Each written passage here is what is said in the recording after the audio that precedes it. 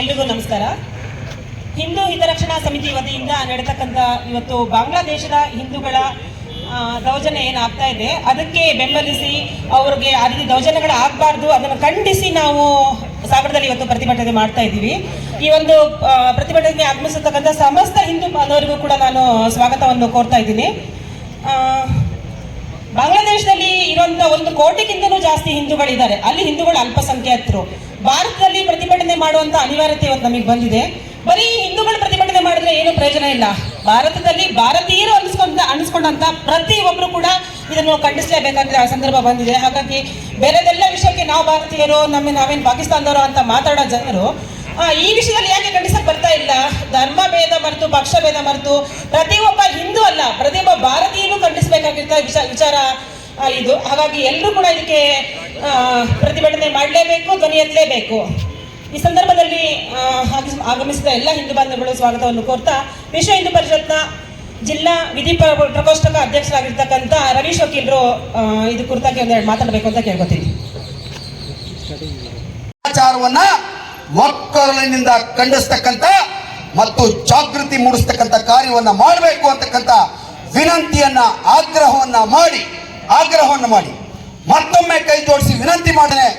ಈ ವಿಚಾರಕ್ಕೆ ಜಾತಿ, ಮತ, ಧರ್ಮ, ರಾಜಕಾರಣ, ಪಕ್ಷವನ್ನ ಮೀರಿ ನಾವೆಲ್ಲರೂ ಕೂಡ ಒಂದಾಗಿ ನಿಂತು ಈ ಹಿಂಸೆಯನ್ನ ಖಂಡಿಸಬೇಕು, ಹಿಂಸೆಯನ್ನ ತೊಲಗಿಸಬೇಕು, ಅಲ್ಲಿರ್ತಕ್ಕಂಥ ಅಲ್ಪಸಂಖ್ಯಾತ ಬಂಧುಗಳಿಗೆ ರಕ್ಷಣೆಯನ್ನು ಕೊಡಬೇಕು ಅಂತಕ್ಕಂಥ ಒಕ್ಕೊರಲ ಆಗ್ರಹವನ್ನು ಮಾಡೋಣ ಅಂತಕ್ಕಂಥ ವಿನಂತಿಯನ್ನು ಮಾಡಿ ಅವಕಾಶಕ್ಕಾಗಿ ಒಂದು ನನ್ನ ಮಾತನ್ನು ಮುಗಿಸ್ತೇನೆ. ಭಾರತ್ ಮಾತಾ ಕೀ, ಭಾರತ್ ಮಾತಾ ಕೀ. ಅಂತಾರಾಷ್ಟ್ರೀಯ ಮಾನವ ಹಕ್ಕುಗಳಾಗಲಿ, ಜಗತ್ತಿನ ಪ್ರಬಲ ದೇಶಗಳಾಗಲಿ, ಅಥವಾ ಅಕ್ಕಪಕ್ಕದಲ್ಲಿ ಇರುವಂತಹ ಮತಾಂಧರಾಗಲಿ ಯಾರೂ ಹಿಂದೂಗಳನ್ನು ರಕ್ಷಣೆ ಮಾಡಲಿಕ್ಕೆ ಬರೋದಿಲ್ಲ. ಹಿಂದೂಗಳನ್ನು ರಕ್ಷಣೆ ಆಗಬೇಕು ಅಂದರೆ ನಾವು ಹಿಂದೂಗಳೇ ಮಾಡಬೇಕು, ಹಿಂದೂಗಳೇ ಎದ್ದು ನಿಂತ್ಕೋಬೇಕು, ಹಿಂದೂಗಳೇ ಹೋರಾಡಬೇಕು. ಇವತ್ತು ಭಾರತದಲ್ಲಿ 100 ಕೋಟಿ ಹಿಂದೂಗಳು ನಾವಿದ್ದೀವಿ. ಎಷ್ಟು ಪ್ರತಿಭಟಿಸಿದ್ದೀವಿ ನಾವು? ಬಾಂಗ್ಲಾದಲ್ಲಿ ಅಲ್ಪಸಂಖ್ಯಾತ ಹಿಂದೂಗಳು 1.5 ಕೋಟಿ ಇದ್ದಾರೆ, 15.5 ಕೋಟಿಯಲ್ಲಿ. ಅವ್ರು ಇವತ್ತು ಚಿತ್ತಗಾಂಗ್ನಲ್ಲಿ 7 ಲಕ್ಷ ಜನ ಸೇರಿದ್ರು. ಅವರು ನಿನ್ನೆ ದಿವಸ ಪ್ರತಿಭಟಿಸಿದ್ರು. ಢಾಕಾದಲ್ಲಿ 3 ಲಕ್ಷ ಜನ ಸೇರಿದ್ರು, ಪ್ರತಿಭಟಿಸಿದ್ರು. ಇವತ್ತು ಅಲ್ಲಿ ಅಲ್ಪಸಂಖ್ಯಾತರಾಗಿರುವ ಹಿಂದೂಗಳಿಗೆ ತಮ್ಮ ಮೇಲೆ ಅಷ್ಟೊಂದು ದೌರ್ಜನ್ಯ ಆಗ್ತಿರ್ಬೇಕಾಗಿದ್ರೆ ಅವರಿಗೆ ಅಷ್ಟೊಂದು ರೋಷ ಇದೆ. ಅವರು ನಮ್ಮವರೇ 47ಕ್ಕೆ ಮುಂಚೆ. ಇವತ್ತು ಬೇಕಾದಷ್ಟು ಸಂಬಂಧಗಳಿವೆ. ನಮ್ಮದೇ ಆಚಾರ ವಿಚಾರ ವ್ಯವಹಾರ ಸರ್ವಸ್ವ ಅವರಿದ್ದೇ ಆಗಿದೆ. ಅದನ್ನು ನಾವೇನು ಮಾಡಿದ್ದೀವಿ? ನಾವೆಷ್ಟು ಪ್ರತಿಭಟಿಸಿದ್ದೀವಿ? 7 ದಿವಸಗಳಾಯಿತು ಬಾಂಗ್ಲಾದಲ್ಲಿ ಹಿಂಸಾಚಾರ ನಡೀತಾ.